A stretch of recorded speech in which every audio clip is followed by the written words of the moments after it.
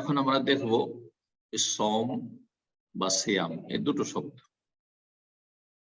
ইসলামের যে চতুর্থ স্তম্ভ, ইসলামের যে 5টি স্তম্ভ তার চতুর্থ স্তম্ভ হচ্ছে সম বা সিয়াম।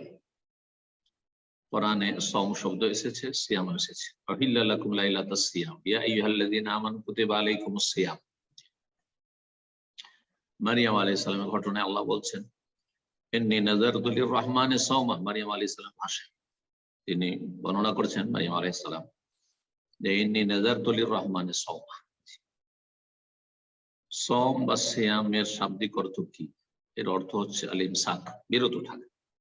শাব্দিক অর্থের সাথে পারিভাষিক অর্থ, ইসলামিক পরিভাষা, ইসলামের যে গুরুত্বপূর্ণ ইবাদত এর সম্পর্ক হচ্ছে যে সিয়ামে, সমে, রোজাতে, পানাহার, যৌনাচার, আরো বেশ কিছু বিষয় রয়েছে যেগুলিতে সিয়াম ভঙ্গ হয়ে যায় অথবা সিয়াম দুর্বল হয়ে যায় যে কোনো গুনাহতে। এ সমস্ত কিছু থেকে বিরত থাকা, গুনাহ পাপ থেকে সবসময় বিরত থাকতে হবে। তার প্রশিক্ষণ তরবিয়ত হচ্ছে এই সিয়াম বা সোম, যাতে করে 1 মাসের ট্রেনিং প্রশিক্ষণের মাধ্যমে গোটা বছর সারা জীবনটা পাপ মুক্ত জীবন কাটাতে পারে। আর যেসব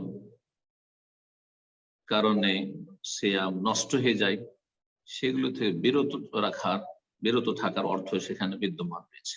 এক কথায় সিয়াম অসম্মানে বিরত থাকা।